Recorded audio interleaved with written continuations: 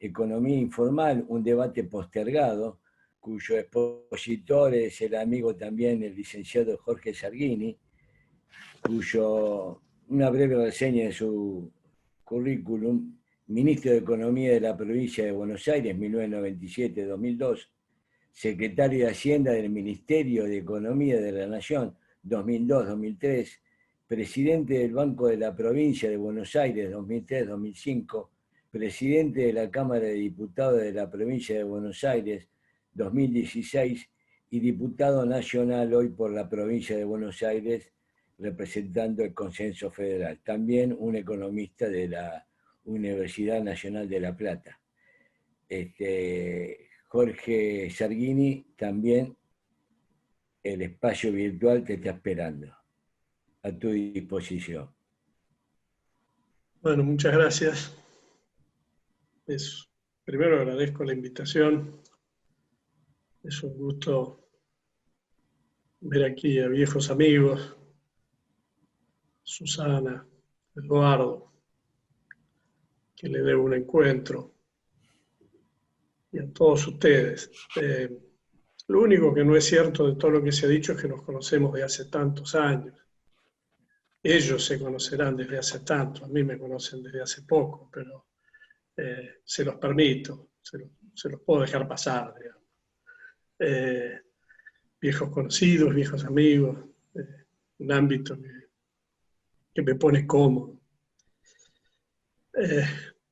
¿Por qué elegir este tema? Si la invitación hubiese sido antes de la pandemia, hubiese sido en el 19, quizá lo hubiese elegido también. Arrastro la preocupación respecto de la poca relevancia que tiene en la agenda pública y hasta diría académica, no tanto en la académica, pero también en la académica, el tema de la economía informal. Naturalmente, si lo hubiese elegido un año atrás, sin tener muy en claro la dimensión del impacto que a este tema le agrega las consecuencias económicas de la pandemia, mi voluntad de elegirlo ha crecido. Y no lo hago desde un lugar, quizá no lo hago desde un lugar más adecuado, porque uno debería plantear un tema cuando por lo menos se anima a hacer un esbozo de las soluciones. Y en realidad yo lo planteo porque me parece que falta la pregunta. Para tener una buena respuesta, por lo menos hay que empezar por hacerse la pregunta. Bueno, para tener política sobre un tema, creo que primero hay que darle al tema la relevancia que merece, y yo creo que eso es lo que está faltando. Por eso, en alguna medida, el título también de la exposición, ¿no? Cuando hablo de un debate pendiente, parece que no se le da la dimensión que deberíamos darle por las restricciones que esta economía informal le genera a todas esas cosas que hay que hacer y que Jorge muy bien ha descrito. Hay también en la elección del tema algo inconfesable, pero yo, como sé que ustedes no le van a contar a nadie, en voz baja se lo puedo decir. Como yo sabía que Jorge iba a hablar antes que yo, y alguien de la capacidad de síntesis a la que ha llegado él, digamos, que tiene todo el sistema cerrado en su cabeza, hable de lo que hable, va a decir todo. Aunque diga, voy a hablar del Estado, entonces si después de haber dicho todo, estaba casi obligado a elegir algo un poco más específico, digamos, pero esto no se lo cuenten a nadie.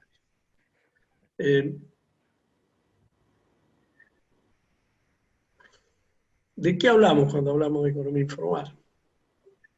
Bueno, básicamente de la economía subterránea, que es dentro de la no observada, no registrada, de la que mínimamente puedo tener algunas cosas para decir. Sabemos que cuando hablamos de la economía subterránea dentro de la economía informal, estamos hablando de la economía legal, pero informal. Aquella que está en el plano de lo ilegal merece otro tratamiento y ahí ya nada tengo para decir, solo que mucho Estado, muchas instituciones y mucha voluntad política para combatirlas es lo que hace falta, pero ahí terminaría mi exposición. Por lo tanto, la voy a centrar básicamente en la economía subterránea, esa de la cual Jorge ya ha dicho cosas, digamos, ¿no? Solo para dimensionar con pocos números de qué estamos hablando. Si uno toma lo del 2020, vuelvo a repetir, sabemos que agrega mucho a esto, todavía no sabemos cuánto agrega. Si vamos al cuarto trimestre del año 19 y tomamos la encuesta permanente de hogares, el 47% de los trabajadores están registrados con aporte, el número llega al 50, 51, si se incluye, permíteme el término, la patronal. Un 26% claramente figura en la informalidad, donde no tiene ningún tipo de descuento. Y hay un 23%, esto incluye los trabajos familiares, de cuentapropistas, autónomos y monotributistas. Esos son los grandes números. Ahora uno sabe que de este 23%, salvo aquellos monotributistas que están en empresas formalizadas y están en una relación de dependencia que por cuestiones de costo y regulación figuran como tal, como monotributistas, están mucho más cerca en su comportamiento y en su falta de continuidad y en cualquier análisis que vamos a hacer de la informalidad. Están más cerca de la informalidad que de la formalidad. Por lo tanto, si uno excluye el empleo público, restringe el análisis exclusivamente al sector privado, extiende razonablemente alguna de estas proyecciones al universo total, teniendo en cuenta que la EPH se hace donde hay una mayor formalidad, porque es en los centros urbanos. Y se tiene en cuenta esto último que digo respecto de comportamiento de muchos monotributistas y autónomos, no nos equivocamos, y esto es lo que en general surge de quienes analizan con más profundidad el tema, y yo solo les robo un poco de información, que el empleo privado informal ronda el 50%. Naturalmente, si lo tomara en términos de valor de producción, estamos hablando de un número menor, porque es el más improductivo, sus niveles de productividad son más bajos. Y uno ahí lo puede ver tomando la evasión de algunos impuestos que están vinculados al nivel de actividad. Tomo solo uno a manera de ejemplo, que es el caso del IVA, donde la evasión se estima en un 35%. Bueno, de esto estamos hablando. ¿Qué implica esto? Yo lo digo así con alguna ligereza, pero como una forma de ponerle un título. Esta es la Argentina del 50%. Esta es la Argentina del 50%. Es la Argentina del 50% de informalidad. Es la Argentina de que, como Jorge decía, en una presión tributaria global que incluye todas las actividades del 37%, hace que quienes están adentro del corral, los que están en la formalidad y cumple con sus obligaciones tributarias, tienen una presión tributaria del 50%, y hace que este nivel de informalidad, de exclusión, no es gratuito en términos y de la ineficiencia del Estado, que también mostraba Jorge, no es gratuito en términos sociales, y estamos yendo a un país con una pobreza que tiende al 50% y que en la franja de los menores ya ha llegado al 50%. La Argentina el 50% no va más. Está claro que si uno busca las causas, las primeras son siempre macro. Yo nunca he encontrado a lo largo de mi experiencia pública y de la escasa experiencia, si se quiere, académica, pero he merodeado también esa experiencia, y además siempre he tratado de no robarle nada a uno solo, porque eso es plagio, robarle un poquito a cada uno para que parezca investigación. Entonces trato de robarle un poquito a cada uno, y también puedo tener ciertas conclusiones que pareciera que surgen de una investigación y en realidad son de robarle un poco a cada uno. Pero queda claro que desde la experiencia y de lo que he podido incorporar desde lo académico, nunca la política micro puede reemplazar, apenas puede morigerar alguna de las consecuencias de los errores macro. Por lo tanto, está claro que cuando uno busca la causa de esta y cualquier otro problema de estas características, empieza por la macro, porque allí está siempre la principal causa. Y si tomamos que la Argentina, en el último medio siglo, ha tenido un crecimiento de su PBI per cápita de apenas 0,4%, y que además, por cuestiones de orden tecnológica, quizá en un periodo de convertibilidad esto se vio con más claridad, hay crecimiento de actividades sin crecimiento de empleo, bueno, naturalmente ahí está la primera explicación.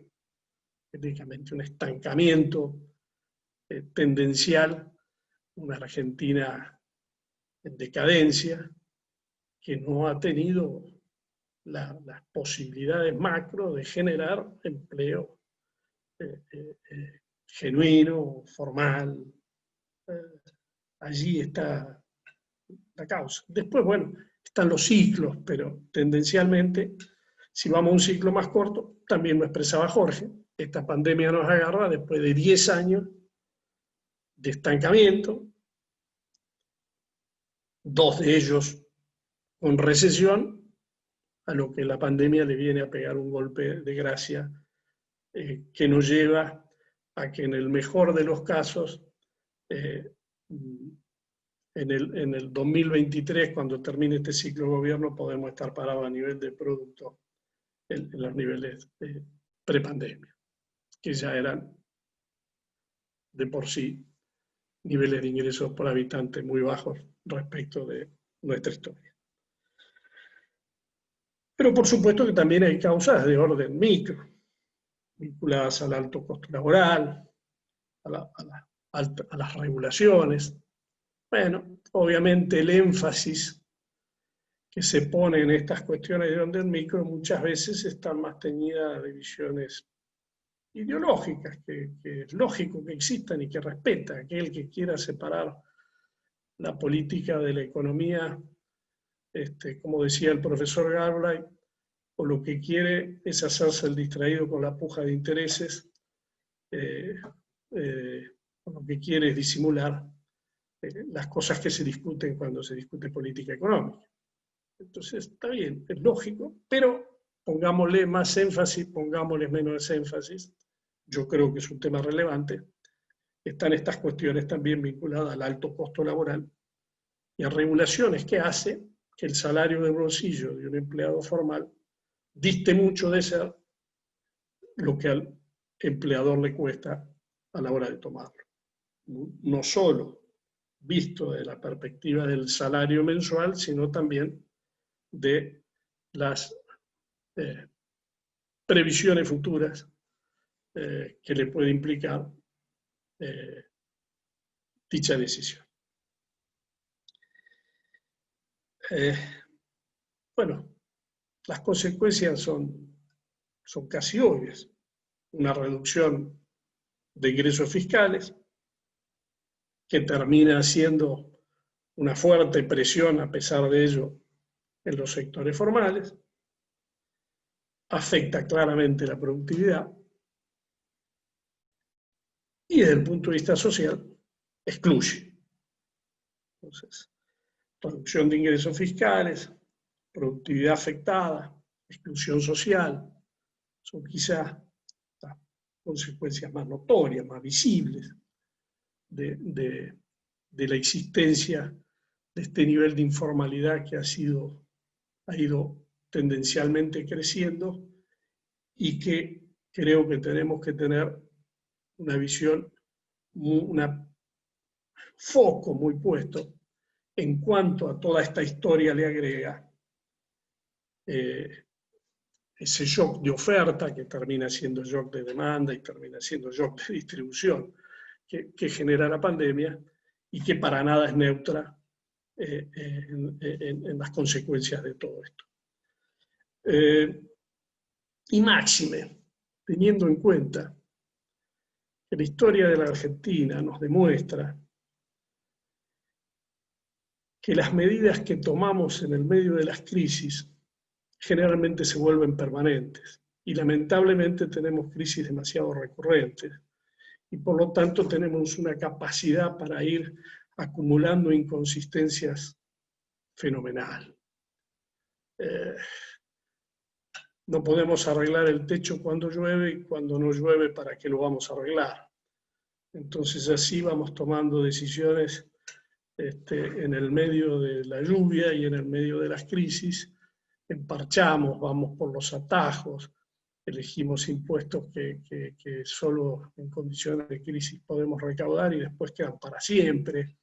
Y así, con cuántos ejemplos podría dar. Por eso digo, hay veces hay que ser muy cuidadoso con las medidas que se toman en el medio de las crisis, porque pueden tener su lógica, pero después tenemos la incapacidad de salir de ellas cuando se viven los ciclos de mayor bonanza. Jorge tocó muchos temas, puedo elegir uno, el tema del federalismo fiscal. Bueno, sí hay que hacer correcciones. Naturalmente hay que hacerla cuando la recaudación crece, la economía crece, porque entonces uno puede trabajar sobre los diferenciales.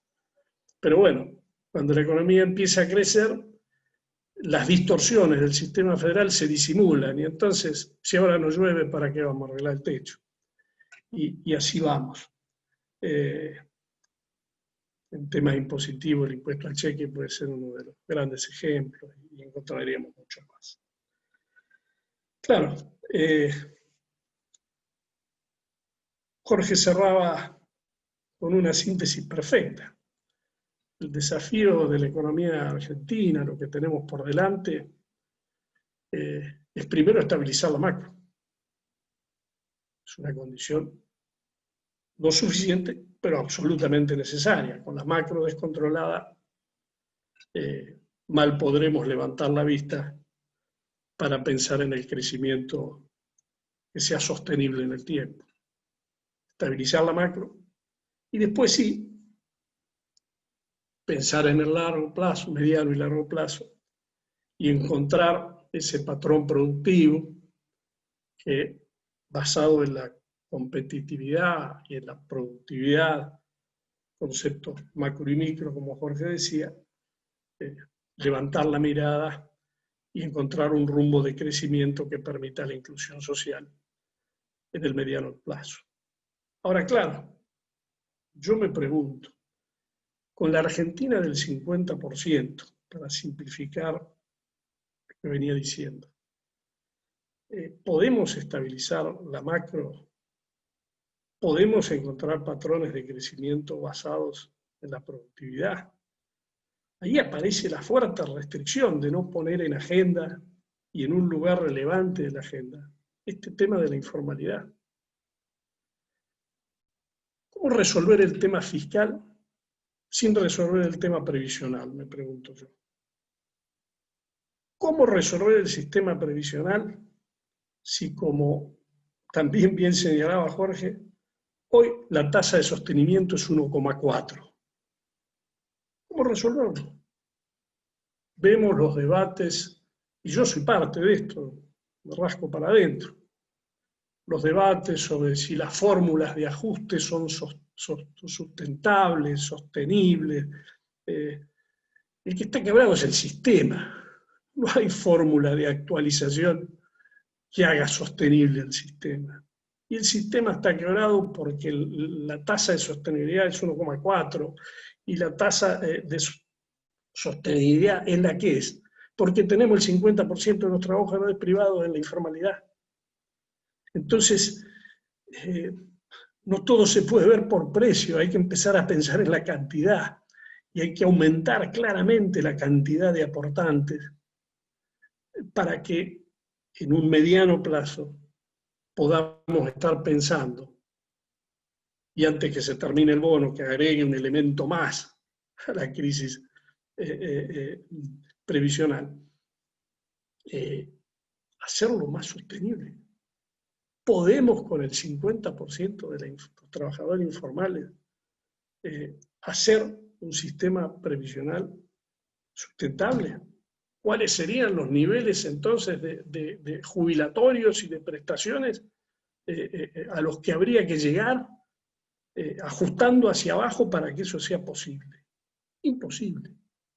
Entonces, ahí aparece una necesidad, a mi criterio, indispensable de poner en la agenda esta problemática, porque si no empezamos a resolver el costado previsional, con lo que significa en el conjunto del gasto, cuál es el nivel de ajuste del resto de las prestaciones del Estado que hay que hacer, más allá de que naturalmente defiendo la necesidad de hacer mucho más eficiente el gasto, para ir cerrando el tema fiscal.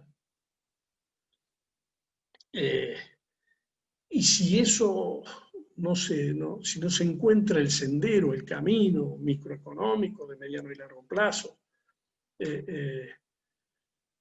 no hay estabilización macro que valga.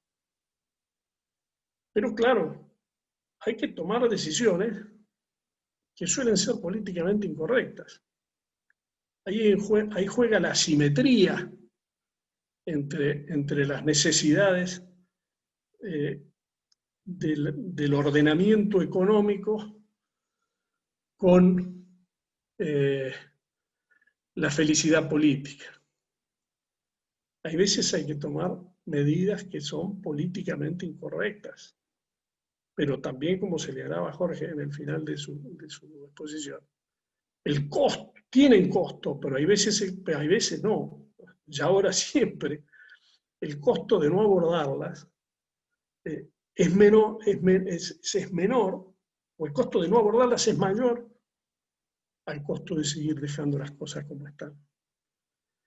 Y ahí el tema está en la política, y ahí el tema está en estos grandes acuerdos. Ahora, yo soy un convencido que los grandes acuerdos, se habla mucho del acuerdo económico, social, solo se puede hacer si primero hay un acuerdo sobre el diagnóstico de los problemas estructurales de la Argentina y de las principales fuerzas políticas, porque si no, los acuerdos pueden quedar reducidos a acuerdos de precios y salarios, que sirven para coyunturas, para iniciar realmente ese proceso necesario de estabilización macroeconómica, para luego levantar la mirada y buscar un patrón de crecimiento que nos dé un sendero de mayor crecimiento e inclusión, de mayor prosperidad. Es necesario, de mínima, de base, encontrar ese acuerdo central respecto del diagnóstico, porque si no, ¿en qué nos vamos a poner de acuerdo? Creo que hay que empezar por ahí. Bueno, no solo es una limitante, aunque si no se hace lo previo no se puede hacer lo que viene después, pero naturalmente también tiene un altísimo impacto negativo en la búsqueda de una mayor productividad. Se lo señalaba también Jorge, la productividad está estancada, en lo que va del siglo no ha mejorado. ¿Cómo mejorar niveles salariales si no mejora esa productividad? ¿Cómo mejorarla con un nivel de informalidad creciente? Suerte que me tajé al principio. Pongo el tema para que esté en agenda, no para decir cómo se resuelve. Es de alta complejidad la resolución, pero definitivamente creo que tenemos que ponerlo en agenda y darle un lugar de relevancia que a mi criterio hoy no tiene. Queda claro que hace tiempo que no podemos encontrar la fórmula, la ecuación que cierre la relación entre Estado, sociedad y mercados. No logramos tener ese Estado que preste los servicios que esa sociedad le demanda, con un financiamiento que sea compatible con un mercado que genere las condiciones para el crecimiento, la inversión y el mejor empleo. Es como que esta ecuación no cierra y hace rato que vamos por los atajos. Y yo estoy convencido, estoy absolutamente convencido.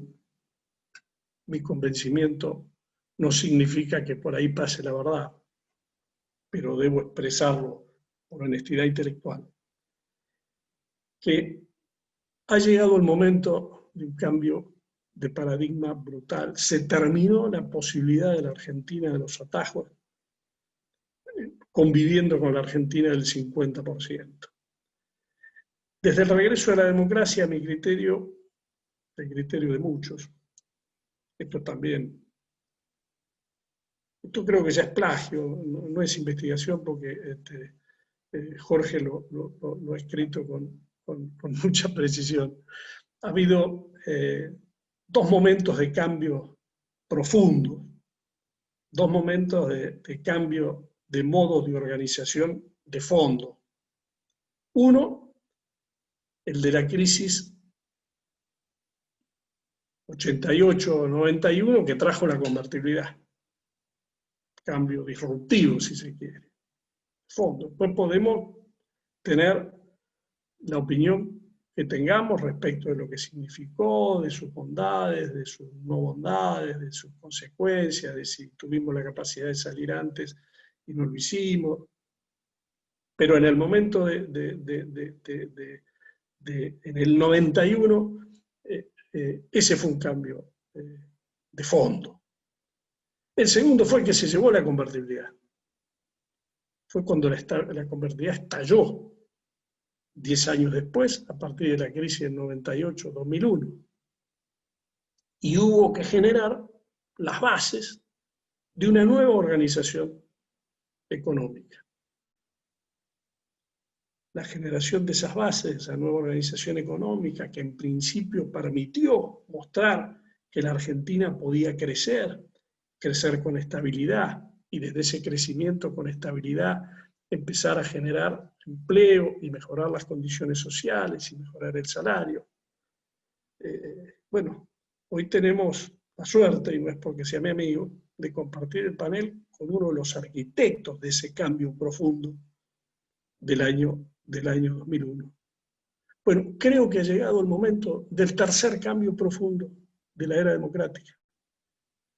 Este sistema, esta organización económica que se fue derrumbando cuando se fueron derrumbando los pilares de esa nueva organización generada en el 2001, se transitó solo por los atajos de la emisión, los atajos de la deuda, los atajos de los controles exagerados, los atajos. Y hoy si creemos que el desafío que nos plantea la Argentina post pandemia, que tampoco sabemos en qué momento y hasta dónde llegan sus consecuencias, pero que solo le vino a pegar un golpe de gracia a una economía que ya traía por lo menos 10 años de crisis, estancamiento, si creemos que solo vamos a hacerlo sin hacer un cambio profundo en la organización económica y que solo vamos a ir encontrando nuevos atajos, no podremos salir. Y por eso creo que hay que reinventar el Estado, hay que encontrar la ecuación que vuelva a cerrar esta relación entre el Estado, la sociedad y los mercados. Dijo socialdemócrata a que mucho respeto, el expresidente Lagos, aquellos que creían en la planificación, que la planificación resolvía todo, se les cayó el muro de Berlín. Aquellos que creían que en la autorregulación de los mercados se les cayó Wall Street con Lehman Brothers. Bueno, el problema es global. El mundo no ha encontrado esa nueva arquitectura todavía institucional y de funcionamiento que haga que las democracias den las respuestas que la sociedad demanda, porque esa ecuación todavía no cierra bien y por eso aparecen fenómenos que nos cuesta tanto explicar, por rechazo de la sociedad a sistemas que no le devuelven el bienestar de otros tiempos. No lo centro solo en la Argentina, pero nosotros tenemos esta particularidad de ponerle nuestro propio plus a lo que pasa en el ámbito que nos rodea. Y creo que estamos ante este desafío que no es nada menor, es muy profundo, y es entrar en este tercer cambio, esta nueva forma de organización económica que tendremos que encontrarla, que nos saque de esta decadencia en la que estamos.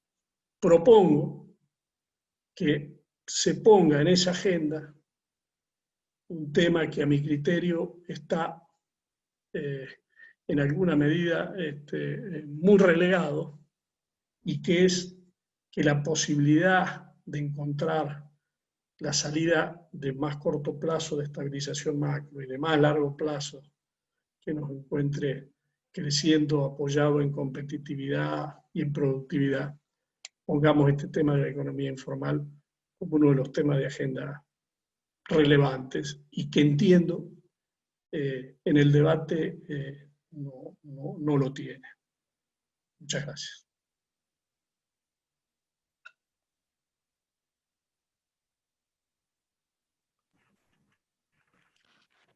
Bueno, muchísimas gracias, licenciado Jorge Sargini.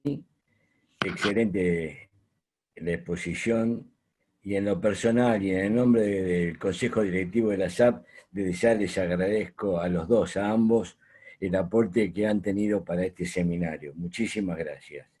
Bueno, puesto a pensar en estos temas tan interesantes que han llevado adelante, les aseguro, y como era de esperar, son importantes, porque vamos a pasar ahora al espacio de preguntas, las preguntas que se han formulado. Así que, bueno, parece que hay un ruido raro, ¿no? No sé si... Empezamos, Gonzalo. Acá tengo una primera adelante, pregunta. Oscar. Adelante, Oscar. Bien, bien. No, porque escuchamos un ruido ahí raro, extraño. La primera pregunta para el licenciado Jorge Remelenikov. ¿Cómo se puede planificar un sistema jubilatorio a largo plazo? ¿Cuándo colapsa el actual esquema? Bueno, el actual esquema está quebrado. no hay sustentabilidad porque los aportantes son muy pocos en relación a los jubilados. Como decía Jorge recién, hay que incorporar ese 50% que es informal, llevarlo a la formalidad. Con eso aumenta la relación activo-pasivo. Y yo creo que hay que hacer toda una rediscusión integral, porque son 7 millones los jubilados y, y me parece que no hay forma de hacer parches. Todos sabemos que hay un sistema general, hay leyes especiales, etcétera, etcétera, pero hoy día las jubilaciones están desconectadas de, de la movilidad y de la relación con quien ocupa su cargo en el presente. Eh, eh, hay libros escritos e incluso ASAP el año pasado, el anteaño, creo que anteaño, hizo un muy buen trabajo sobre el sistema jubilatorio. Y a partir de ahí yo creo que hay que empezar a discutir qué es lo que vamos a hacer. Pero obviamente si no aumenta la cantidad de aportantes a través de la formalización de la economía, la salida es muy... No, no hay una salida franca, digamos. Entonces, vamos a seguir poniendo parches. Y como bien decía Sargini recién, tenemos que iniciar una nueva etapa rediscutiendo precisamente este tipo de cuestiones, ¿no? Muy bien, gracias. Otra pregunta que se formula también para el licenciado Remes: ¿qué opina sobre el acuerdo en proceso con la Unión Europea? Seguramente se está refiriendo a la relación Mercosur-Unión Europea. Yo he participado de las negociaciones desde la época en que era diputado y después como embajador. Hace 20 años comenzó el proceso de búsqueda de un acuerdo y habíamos llegado a un punto donde estaba próximo a cumplirse, a hacerse, porque hubo como 20 reuniones de trabajo. A último momento, cuando va al Parlamento Europeo, Francia y algunos otros países se oponen con el argumento de que Brasil no cumplía con las normas del Tratado de París sobre la cuestión ecológica porque estaba desmontando el Amazonas. Siempre hay argumentos para no.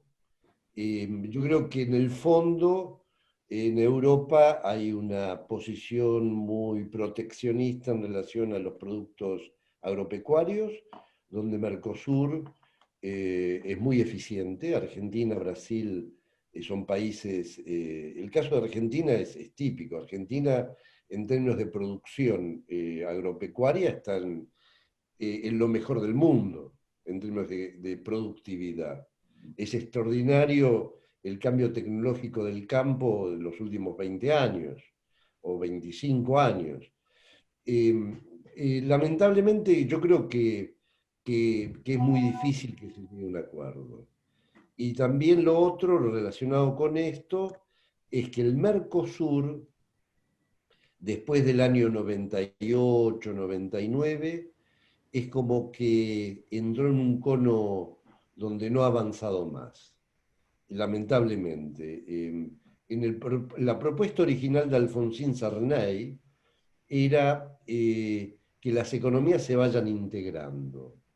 Y esto no ha sucedido. Brasil es demasiado grande, Brasil siempre es como que le ha costado discutir con Argentina y también con Uruguay y Paraguay la conciliación de políticas. La ventaja de Europa fue que cuando se construye la Unión Europea, hay tres países grandes muy parecidos, Italia, Francia, Alemania, y tres países chicos también muy parecidos, Holanda, Bélgica, Luxemburgo. En nuestro caso, el Mercosur, hay un gran desequilibrio porque Brasil es mucho más grande, que Brasil es el 70% del Mercosur, o 65%. Entonces, es complejo, pero yo creo que a la Argentina le conviene seguir en el Mercosur, que avance el Mercosur, y hacer tratados con Europa o con algún otro país, ¿no? Otra región. Gracias. Para el licenciado Jorge Sargini, si una de las funciones del Estado, del gasto del Estado, perdón, es la promoción del empleo, ¿por qué Argentina no establece en la agenda pública la prioridad de transformar a los subsidiados en trabajadores? Hay lecciones a aprender, otros países como Nueva Zelanda y otros de la OCDE lo practican. Si yo supiera por qué. Eh, no dudo que hay intereses y resistencias para hacer eso. También creo que hay cierta incapacidad para generar las políticas que permitan eso. O en todo caso, falta el coraje de ir aceptando que para su incorporación hay que generar regímenes distintos por afuera de los derechos que hoy tienen quienes están en la formalidad y que están integrados al mundo laboral. Seguramente hay una mezcla de estas cosas, seguramente hay sectores a los que le conviene que esto sea así y hay cierta incapacidad para encontrar las políticas que lo resuelven. Y quizá le agrego esto último. La toma de decisiones correctas políticamente a veces limitan a ser disruptivos y generar condiciones laborales distintas a las que rigen en el país. Son apenas tres aspectos que sé que están presentes. De ninguna manera creo que con esto respondo al por qué y respondo a la pregunta porque vuelvo al principio. Si yo supiera cómo hacerlo, trabajaría mucho para tratar de hacer llegar ese cómo a los decididores, ¿no? Bien. Para el doctor Jorge Remes, licenciado Jorge Remes, una reflexión. Impecable el análisis. ¿Cómo puede incluir dentro del análisis la evasión y fuga de capitales y la falta de ingresos provinciales por el nulo impuesto a la propiedad rural, el monocultivo y el descontrol de la liberalización de la entrada y salida de capitales? A ver, el tema de la fuga y salida yo creo que merece una aclaración. La fuga de capitales es un ilícito, en el sentido de que se van, es dinero que no está blanqueado, digamos, salen del país y fugándose. Distinto es el caso si uno tiene toda su declaración en orden y puede hacer una transferencia al exterior. Y por lo que está visto, por más controles que se hagan, siempre hay algún filtro donde salir. Hoy día, y cuando yo nuevamente hoy día me refiero a los últimos años, han habido controles, pero siempre se violan. La pregunta, yo creo, más jorobada de responder es ¿por qué Argentina es el país que más fondos tiene en el exterior? Cuando digo en el exterior me refiero fuera del sistema, en relación al producto en el mundo.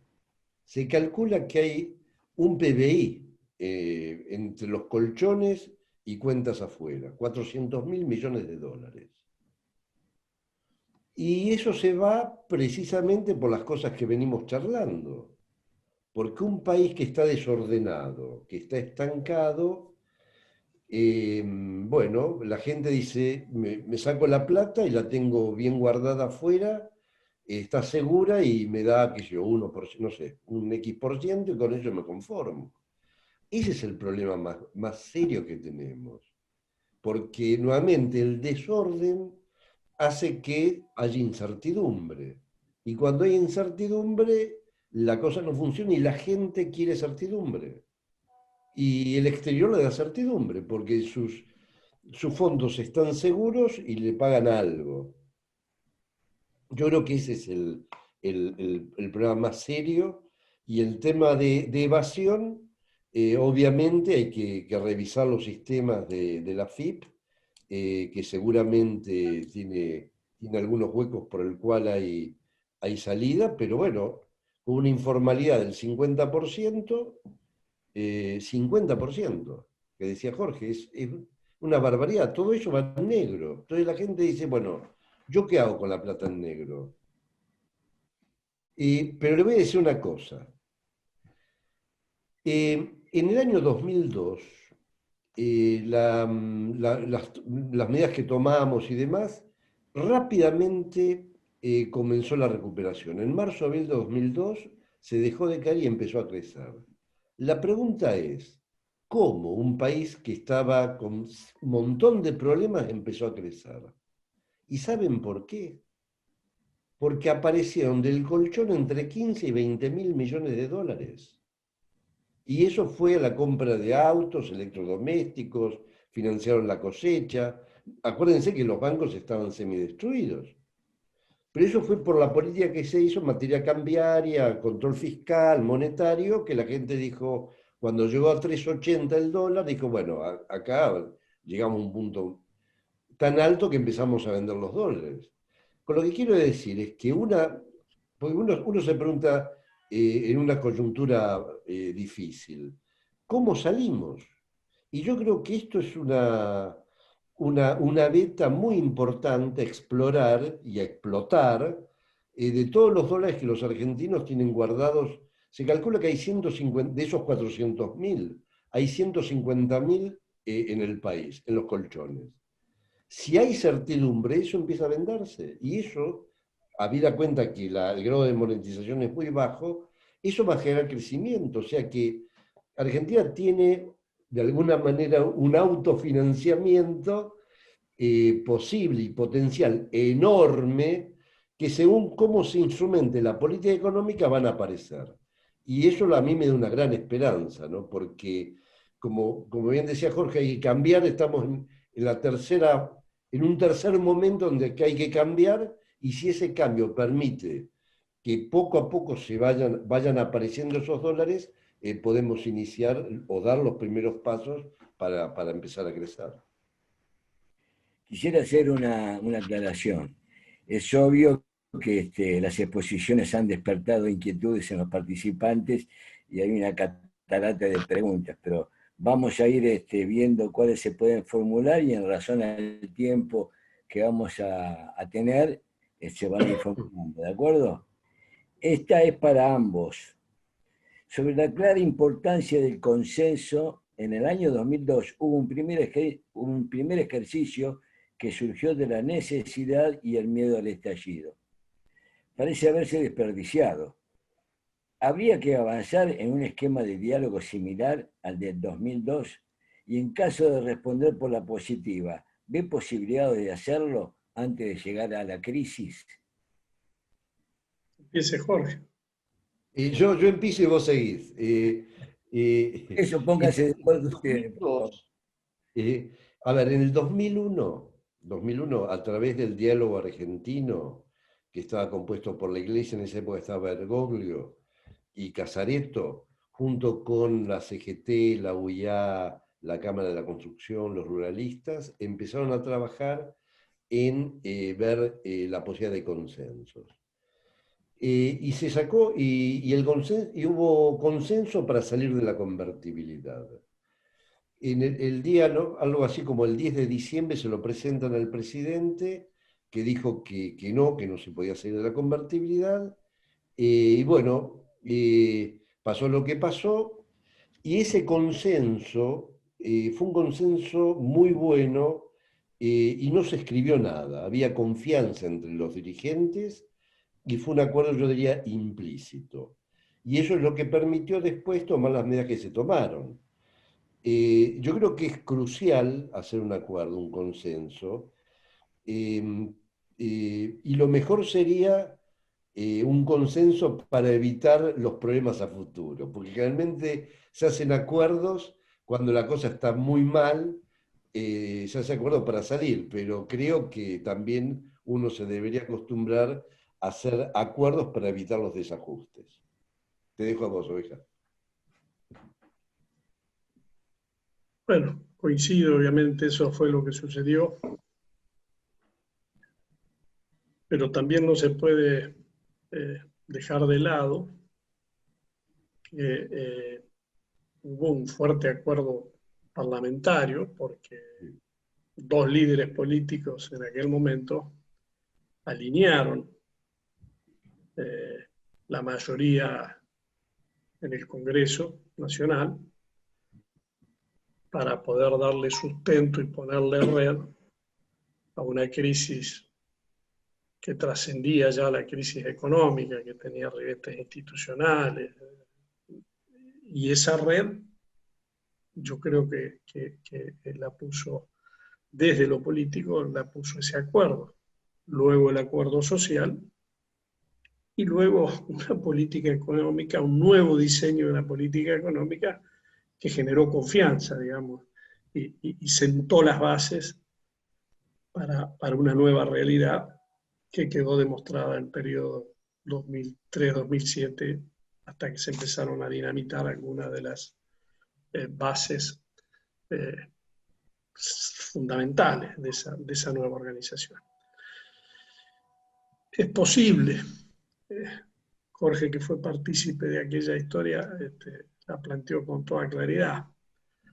Tiene una ventaja respecto de mí porque yo tengo hoy una responsabilidad política, entonces todo lo que diga puede estar teñido o puede pensarse que está teñido por el lugar que ocupo. Créanme que me puedo equivocar, pero lo hago honestamente, digamos, no digo las cosas desde un rincón de un interés chiquito político personal. Yo creo que hoy se pueden generar sin ninguna duda las condiciones para eso. No veo que estemos cerca todavía. El inicio de la pandemia a mí me dio alguna ilusión de que entre todos los terribles costos que traía, generara el sacudón necesario para salir de la grieta que ha caracterizado a la actividad política en los últimos años. Pongámosle el inicio donde cada uno entienda, si es que coincide que existe la grieta. Pero fue un espejismo. Duró poco. Hoy yo creo que la agenda política en la Argentina está siendo tomada.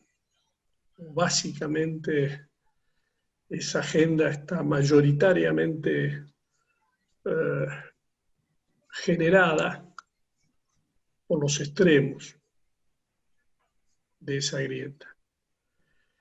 Y eso quita espacio a la moderación, a la racionalidad, al diálogo, que son precisamente las condiciones necesarias para generar el acuerdo. El acuerdo es cohabitación política, diálogo, búsqueda de consenso, búsqueda de encuentro, entender que la política tiene como responsabilidad principal resolver los problemas del presente, pero construir futuro. Y si la política queda anclada en las discusiones del pasado, se aleja de sus propios objetivos. No. Yo hoy veo que para esto todavía falta. Naturalmente, quienes tenemos actividades, responsabilidades y vivimos en debates de este tipo porque nos interesa el futuro del país, porque queremos construir un país mejor, porque estamos comprometidos con ello. Siempre tenemos una dosis de optimismo, que tratamos de que no sea un optimismo ingenuo. Usemos el término de Obama, tengamos un optimismo cauto, pero tengámoslo. Lo ideal sería lo que dice Jorge, tener una vez la capacidad de anticiparnos, de hacer el acuerdo para anticiparlo y no hacerlo como se hicieron los otros, cuando la cosa ya había estallado. No estoy diciendo que nada va a estallar, simplemente digo, la política ha demostrado poca capacidad para anticiparse y generalmente, bueno, después ha actuado sobre la crisis y allí, bueno, en el de 2001 claramente existió un acuerdo. Yo hoy todavía veo que esto está un tanto lejano. La condición necesaria es que la agenda empiece a ser básicamente dominada por los sectores de la moderación y del diálogo y no por los sectores de la confrontación y el pensamiento uniforme, y que sea para aquellos que les interese mucho más el futuro que discutir el pasado y tirarnos las responsabilidades por la cabeza. Yo creo que si todos, por lo menos me hago cargo, todos los que hemos tenido responsabilidades políticas, tenemos que sentirnos interpelados. Si cuando el inicio de la democracia la pobreza era del 16% y hoy ronda el 50%, si no nos sentimos interpelados, bueno, tenemos una capacidad de negación muy importante. Cada uno deberá hacerse cargo de la que le toca, pero lo cierto es que si quedamos tirándonos las responsabilidades y no mirando el futuro, mal se van a poder conseguir esos consensos. Por lo tanto, para cerrar la respuesta, creo que hace falta dos cosas. Poner más la vista en los problemas del presente y del pasado, por eso decía que para un acuerdo hay que tener un diagnóstico común de los problemas estructurales de la Argentina para empezar a ver cuáles son las soluciones y salir de la confrontación y entrar en el diálogo. Gracias. En carácter de moderador me voy a dar el gusto de darle la palabra a un socio y amigo de la casa, el doctor Ricardo de Alexandri, que quiere hacer una pregunta personalmente. Así que por favor, Gonzalo, si habilitas a Ricardo. Ricardo, tenés la palabra. Bueno, muchas gracias. Realmente un gran gusto de verlos a ambos Jorges después de muchos años. Recuerdo que en ASAP, año 96, hicimos un seminario en Paraná donde participaron Jorge Sarguini y Jorge el ministro. Y realmente discutimos incluso si era posible que la cláusula constitucional de la coparticipación podía ser dictada en algún momento rápido, y creo que hubo consenso en que era bastante difícil de lograr un consenso para una nueva ley de coparticipación federal en aquel momento, y lo demostró esto. Yo voy a hacer un par de reflexiones muy breves que implican preguntas, en definitiva. Jorge dijo algo muy importante, que fue cómo salieron en el momento de la gran crisis siendo el ministro. Y eso implica que hubo una gran creatividad y una gran audacia, que son dos valores fundamentales para salir de las crisis. Los criticamos porque fueron medidas muy, muy conflictivas, pero fue el costo político que permitió hacer que la Argentina empezara a salir adelante en ese momento. Jorge Sarguini habló de un tema que me parece importantísimo, que es el tema de la informalidad. Informalidad que no está solamente en el sector privado. Informalidad que está también en el sector público. El sector público contrata muchísima gente con monotributos, contrata mano de obra a través de las universidades para no pagar, porque no tienen fondos adicionales para pagar las cargas sociales. Entonces acá viene una pregunta, ¿qué es esto? Es importante que haya un planteo de sostenibilidad hacia el futuro próximo del sistema jubilatorio, o tenemos que resolver un problema primero de empleo y de generación de riqueza. Este me parece que es un punto crucial en cuanto a la definición de prioridades. ¿Es más importante que haya trabajo para todo el mundo de cualquier forma o asegurar formalidades teóricas a efectos de la sustentabilidad? Y coincido, creo que fue Sargini que dijo, se está discutiendo qué sistema de ajuste es mejor, cuando el sistema está absolutamente quebrado. Entonces, todo esto nos plantea, fíjense por ejemplo que los sindicatos, desde hace muchos años, cuando se están discutiendo convenios colectivos, piden que haya parte de los incrementos no remunerativos, es decir, sin pago de cargas sociales. Y el sector público, el Ministerio de Trabajo, reconoce que eso puede ser así, con lo cual implícitamente se está determinando claramente que el costo laboral es muy alto, sin perjuicio de otras cosas que posiblemente estamos pensando con Gonzalo Lecuona escribirlas y plantearlas muy concretamente con algunos ejemplos muy pronto. Hay un tema cultural en todo esto. La Argentina es un país constitucionalmente federal. ¿Cómo se concilia el tema del federalismo político con el federalismo fiscal? Y este es el otro gran tema, es decir, hoy en la Argentina una enorme cantidad de empresas privadas tienen, por los sistemas de recaudación de las provincias, tienen saldos a favor de muchos años que no se les reconocen. Es decir, hay una apropiación de capital de trabajo de las empresas privadas por parte de las provincias en función de los distintos sistemas de recaudaciones en la fuente, etc. En fin, creo que esto me da lugar para alguna reflexión de ambos Jorges, a quienes les mando un abrazo. Bueno, un gran placer, Ricardo, volverte a ver. Es cierto lo del 96 allá en Paraná. Hacía ya mucho tiempo que no te vi, así que una gran alegría volverte a ver.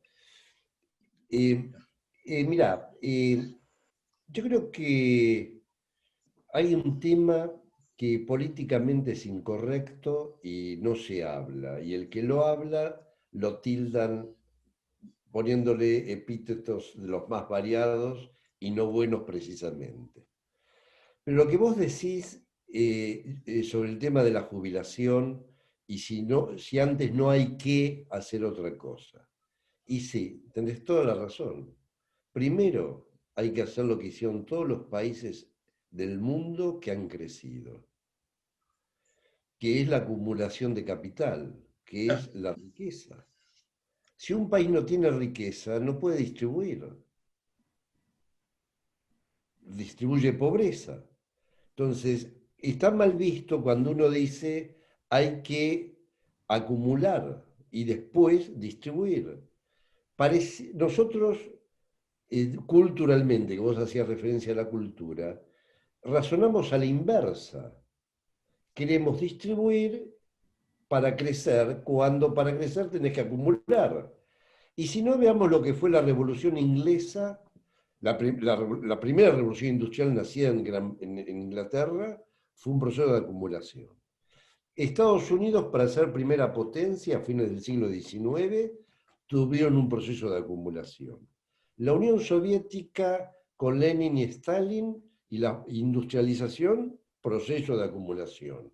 Y China, con Xi Jinping, a partir de la reforma del año 80, primero fue la búsqueda de divisas exportando. Después fue la inversión, que llegaron al 35% y que todavía lo mantienen. Y después, hace 10 años, dijeron, bueno, después de 30 años de acumulación, dijeron, bueno, ahora vamos a promover el consumo. Y hoy día China tiene un PBI superior per cápita superior al argentino. Y los salarios industriales de China son superiores a los argentinos, a los de Brasil, a los de México. Si uno no acumula, no puede invertir.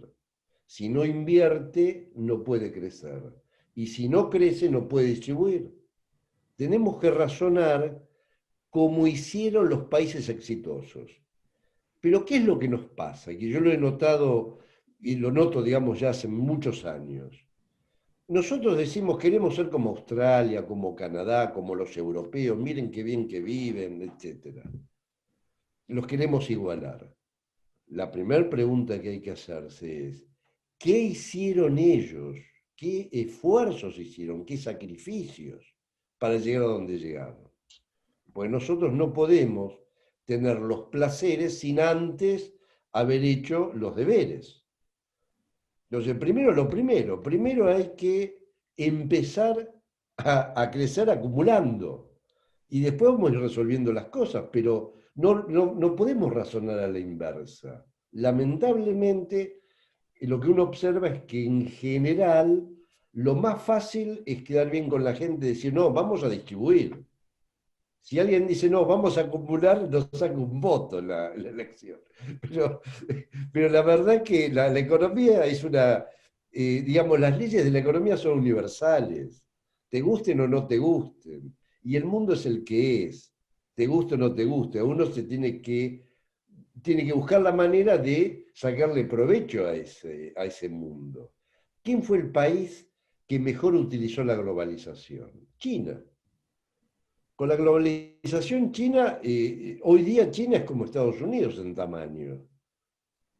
Entonces, yo creo que sí, efectivamente, Ricardo, se necesita un cambio cultural que apunte al respeto de las leyes básicas y universales de la economía, que son las que rigen el mundo, y el mundo que avanza, obviamente.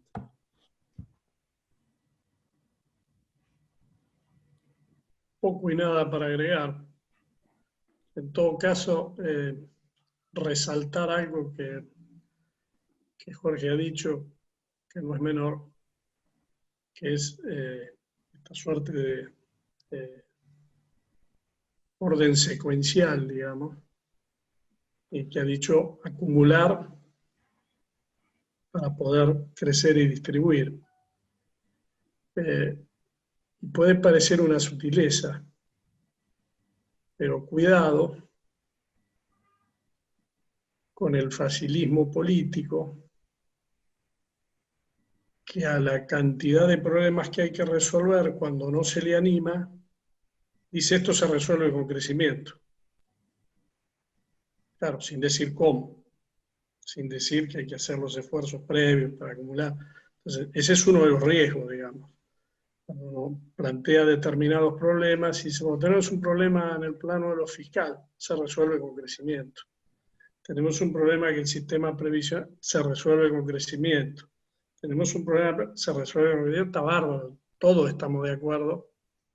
En mi exposición he dicho, todo empieza por la macro, y si tenemos que explicar por qué tenemos el nivel de problemas que tenemos en la informalidad, bueno, la primera causa es porque crecimos 0,4 PBI per cápita en 50 años anual.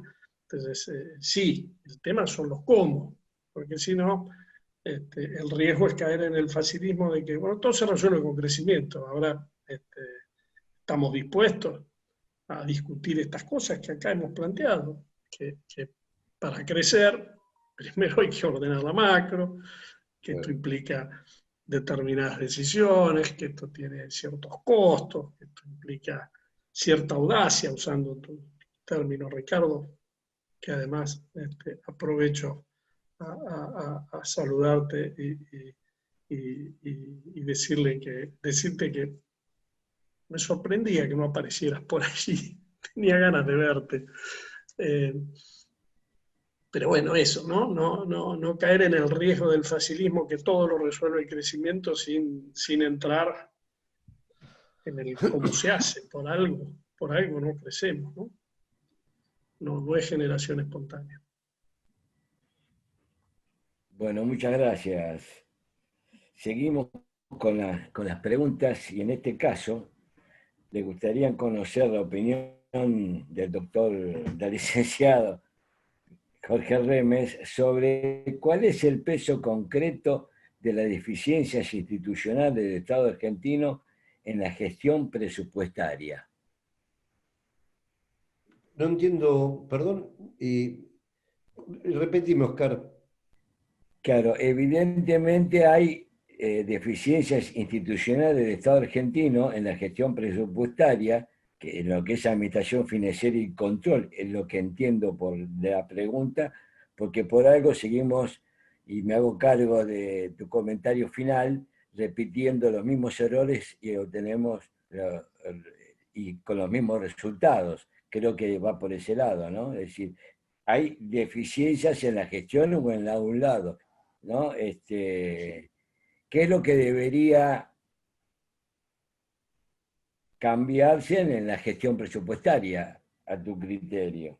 Eh, yo creo que eh, eh, la gestión presupuestaria, se puede hacer una gran gestión presupuestaria, pero si la decisión política es ampliar el gasto, por ejemplo, sin financiamiento, sacar una ley que no tiene financiamiento, hace perder la muy buena gestión presupuestaria. Lo mismo que el control. Los controles son fundamentales, los organismos de regulación, los organismos de control, las auditorías, pero quien toma la decisión de ampliar el gasto o de aumentar algún impuesto es la autoridad política que en ese momento está administrando el Estado. Lamentablemente, pues nos ha pasado, y sobre todo los que trabajan en el tema presupuestario en las distintas oficinas de los gobiernos nacional, provincial, municipales, se tienen que agarrar de los... Le da mucha bronca que haciendo un gran esfuerzo para ordenar el presupuesto, que no es fácil, o para hacer un control, de un día para otro te sacan una ley que te dicen, bueno, vamos a aumentar el gasto en tanto por ciento, te tiran abajo todo lo que se empezó a construir. Y esa es una decisión de carácter político. Y yo creo por eso que creo que es necesario que se tome conciencia de cuáles son los problemas de ese tipo de decisiones, tanto de gasto como de impuestos, y que afectan a todo el sistema, ¿no? Bien, también para vos, Jorge Remes. Un verdadero régimen de responsabilidad fiscal debería implementar un programa de reformas estructurales de nación, provincias, municipios en forma coordinada e integral. De otra manera, los presupuestos públicos no serían una herramienta de transformación. Sí, totalmente de acuerdo. El presupuesto, para que funcione bien en términos de gasto del Estado, y sí hay que hacer cambios. Por eso que yo planteaba que hay que discutir las misiones y funciones que tiene cada oficina pública, qué es lo que hace cada uno. Porque se crean organismos sin mucha función o que tienen que ser absorbidos por otros. Y eso es una reforma. Como también se crean impuestos por una situación coyuntural, y eso exige una reforma. Sí, absolutamente de acuerdo. Si nosotros no hacemos las reformas que venimos diciendo hace 36 años que hay que hacer y nunca las hacemos, el problema es nuestro, digamos, como dirigentes me refiero, ¿no? Y por eso la cosa no termina de funcionar, porque bajar el déficit no es cortar el gasto, como decía, bajando salarios o posponiendo inversiones. Y para que eso sea permanente hay que rediscutir las misiones y funciones de cada organismo público en los 3 niveles jurisdiccionales. Y acá le pido una reflexión a ambos.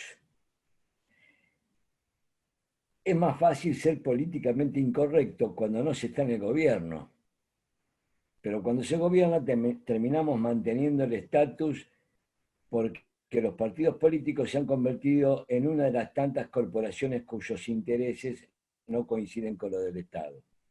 ¿Por qué seguimos militando en esas organizaciones políticas si estas son parte del problema y no de la solución? Este es el punto de vista de uno de los participantes. Y yo hablo por mí y Jorge por él, pero más o menos seguramente vamos a coincidir. Cuando a mí me tocó actuar como ministro de Economía, yo hice cambios. Y cuando estuve en el Ministerio de la Provincia también hice cambios. Y Jorge también, que después continuó éramos parte del mismo equipo. Y la provincia funcionaba. Digamos, no teníamos los problemas que se fueron después acumulando. Pero efectivamente coincido con quien pregunta de que desde el llano o en una campaña electoral se dicen cosas, muchas cosas, que después no ocurren o no se hacen. Y ahí también tiene que ver con algo que ha sido frecuente en nuestro país, en las campañas políticas. Se critica al gobierno de turno y dicen, cuando ganemos nosotros, tenemos la decisión y la voluntad política de cambiar. Y cuando asumen, más o menos todo sigue igual, porque en el fondo terminan siendo conservadores. Terminan siendo conservadores, es como que hay presiones, dicen, pero en todo el mundo hay presiones. Todos los gobiernos en el mundo tienen presiones, pero para eso está la política. La política tiene que seleccionar aquello que hace al bien común, tiene que coordinar lo que es el mercado, la sociedad y el sentido común en términos de largo plazo. Y el dirigente, como la palabra lo indica, dirige gente. No puede actuar en función de las encuestas. El dirigente tiene que salirse de las encuestas y gobernar. Y mirar a largo plazo, por más que políticamente tenga que hacer cosas que en el corto plazo no son agradables.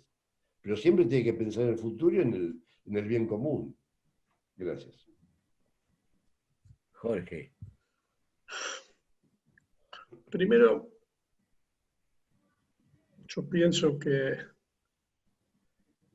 la mayor garantía que podemos dar para no mirar los problemas en profundidad es ser políticamente correctos. Dicho al revés, la corrección política es la garantía de no profundizar ninguno de los temas que son causa de nuestra decadencia.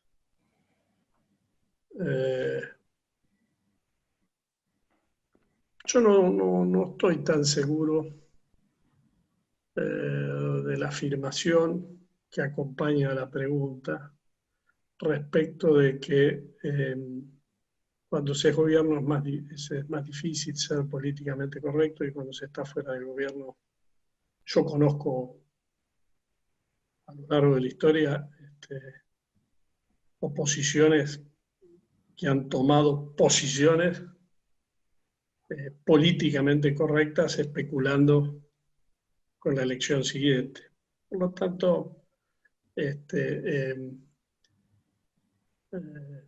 yo no haría una separación tan contundente en que se es de una manera u otra según si se es oficialismo o oposición. Cosas lineales hay veces no permiten separar la paja del trigo. Esto es como decir que la cantidad de errores que hemos acumulado en la Argentina se mide por la cantidad de años gobernados.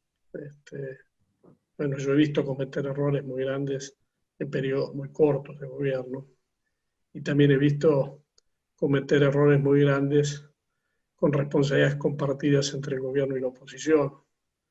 Por lo tanto, nada es tan lineal.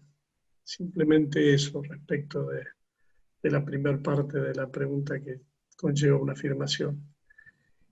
Y respecto de la militancia, también yo acá tengo que responder desde mi situación personal.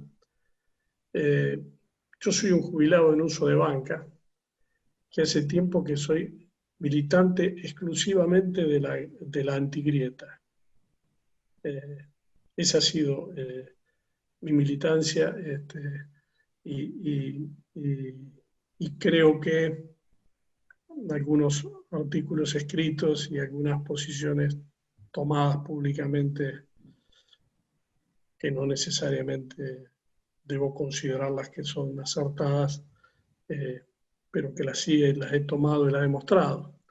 Y después, si fui más políticamente correcto, si hice las cosas mejores o peores, cuando me tocó gobernar, ni cerca van a encontrar en mí que haga una evaluación de mi propia acción, digamos.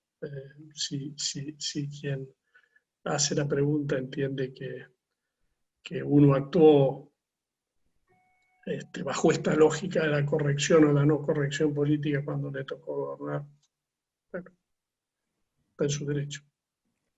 Gracias. Bueno, ya estamos excedidos en el tiempo. Voy a hacer la última pregunta a Jorge Remes, para que no me rete Gonzalo. Correcto, Gonzalo, ya estamos excedidos, ¿no? Sí, gracias Oscar por la aclaración. Igual 5 o 10 minutos más no hay ningún problema. El tema es que no nos excedamos por encima del tiempo exacto. Pero dale, adelante con la pregunta, por favor. Bueno, para Jorge Remes, entonces, ¿no sería necesario que en el presupuesto se haga la separación entre jubilados con aportes realizados imputados en ANSES y lo que son subsidios se presupuesten por separados como tales? Sí, absolutamente, absolutamente. Creo que el ANSES tiene que ser para los jubilados, y los ingresos son para los jubilados, Claro. y los subsidios de renta generales dentro del presupuesto. Sí, tiene toda la razón. Eso sería bueno para empezar a aclarar los tantos y por ahí uno, porque cuando uno ve los números, se sincera en términos de la realidad, quizás es un buen motivante para hacer el cambio. Pero sí, yo parto de la base de que la cuenta de jubilados es de jubilados y los subsidios tiene que ir del ministerio correspondiente y en rentas generales. Gracias. Y acá una reflexión para ambos. Estamos hablando de presupuesto público, de administración pública. ¿Qué palabra tienen para el pequeño empresario, la pyme, que tiene la obligación de pagar sueldos y que hay que generar empleo, crecer la economía? Y en este tema de la pospandemia, ¿qué es lo que aventuran? ¿Qué sugerencias le harían? Esta pregunta la estoy haciendo yo, haciendo uso de que soy el moderador del panel, ¿eh? ¿Qué sugerencia le harían al empresario que se tiene que hacer cargo de las obligaciones fiscales el día 1 de cada mes, en las condiciones actuales? Porque en la última parte de tu exposición, de la exposición de Jorge Remes, cruda, excelente, insisto, si seguimos haciendo lo mismo, no vamos a esperar resultados distintos. Y con esa consigna, yo digo, ¿qué les espera al señor que tiene que seguir pagando sueldos, pagando cargas sociales y la economía sin crecer? Es un pacto de la Moncloa. ¿Qué 2021 avisoran? A ver, muy rápidamente. La situación ya venía mal de los empresarios pymes. Y la pandemia, en muchos casos los han demolido porque han perdido.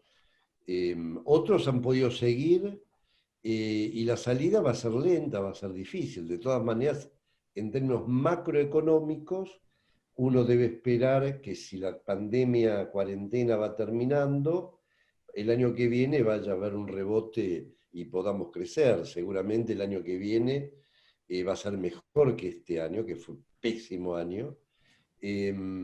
Pero yo creo que ahí hay que la salida, para que sea una salida franca, a mí no me cabe la menor duda de que hay que hacer un acuerdo político. Y me sumo a las palabras de Jorge, que decía que era un militante de antigrieta, yo también, porque las veces que Argentina ha salido y ha tenido un programa de largo plazo, fue a través de acuerdos políticos. Lo del 91 fue un acuerdo político también, dentro del PJ y con otro partido político. Pero antes también hubo procesos de acuerdos, porque la tarea es muy difícil hacer y hay que discutir mucho. No hay nadie que tenga la varita mágica o diga yo acá tengo el programa. Yo a veces escucho a algunos colegas que dicen lo que hay que hacer acá es esto, esto y esto. No es así la vida. Nadie tiene todo el conocimiento para decir que con 3 medidas resolvemos todo. No, va a ser un largo proceso, pero para que sea exitoso tiene que haber un acuerdo político primero y después con los sectores sociales, trabajadores y empresarios. Porque hay que darle continuidad, independientemente del gobierno de turno. Entonces yo creo que me sumo a la militancia antigrieta y creo que tenemos posibilidades, porque Argentina sigue teniendo recursos humanos calificados, tenemos recursos naturales, tenemos la plata del colchón, digamos, hay ingredientes que pocos países en el mundo lo tienen. Entonces yo soy muy optimista en ese sentido, pero toda vez que podamos hablar unos con otros, sin agresión, y cada uno haciendo su aporte, y a partir de ahí armar un esquema que nos contenga a todos. Gracias. Sí, poco para agregar. Yo creo que la principal certeza que todavía tenemos es la incertidumbre, pero aún en el marco de esa incertidumbre están las condiciones para que lentamente se inicie un camino de cierta recuperación. Uno debería esperar un 2021 de transición, pero mejor a 2020 que tocó el piso. Pero todo dependerá, y lo decía Jorge, de lo que hagamos. Si la agenda de salida la manejan los extremos de la confrontación, el futuro va a ser menos promisorio. Si la agenda de salida se empieza a construir desde la moderación y el diálogo, las posibilidades de que tengamos una salida mejor, no necesariamente más rápida, porque va a ser lenta, existe. Quien ha resistido y pueda resistir, tiene abierta esa expectativa, que va a depender de cuestiones políticas y de programas económicos, naturalmente. Dependerá de lo que hagamos. Bueno, la verdad, excelente, clara, precisa la exposición de ambos. Se notan las preguntas que se han formulado. Solamente me queda agradecerles un lujazo que la SAP se dio de tener a estos economistas y los felicito por lo que han dicho, por lo que hacen y lo que van a seguir haciendo en beneficio de la calidad de vida de la comunidad. Agradecido todo el Consejo Directivo en el mío propio.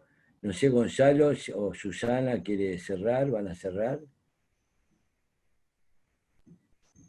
Gracias Jorge por tu moderación, la verdad impecable también, has podido ordenar todas las preguntas que fluían a toda velocidad, has resumido, porque hubo muchas más de las que ya has sabido poder concretarlas. Sin duda agradezco a Jorge Remes-Lenicovi, a Jorge Sardini, por sus exposiciones y por ser tan amables de participar, porque no sé si se dieron cuenta, pero hace casi una hora que estamos respondiendo preguntas e intercambiando entre todos, lo cual es muy, muy valioso porque todos se pudieron expresar y todos pudieron consultar y eso generó un espacio muy interesante que es lo que buscamos en estos seminarios. Nuevamente, gracias a todos. Ahí está la placa que resume lo que hemos tratado en el día de hoy y aprovecho esta oportunidad para recordarles que mañana nuevamente a las 9 en punto vamos a comenzar con la última jornada del seminario de la que participará Martín Lustó, hablando de los desafíos para el desarrollo de Argentina, y Silvina Batakis en cuanto a la gestión en pandemia y los desafíos que tenemos también hacia adelante en el 34º Seminario Nacional de Presupuesto Público, que está ocurriendo en este momento y por primera vez en la historia de ASAP de manera virtual. Bueno, muchas gracias a todos, nos hemos excedido apenas 12 minutos, creo que valió la pena, así que bueno, una vez más, nos estamos viendo mañana. Recuerden que somos muy puntuales, a las 9 en punto pueden comenzar a ingresar a la sala y a las 9:30 comenzamos. Hasta mañana a todos, gracias. Bueno, sí. Chao, muchas gracias. Gracias a los expositores por el mensaje esperanzador.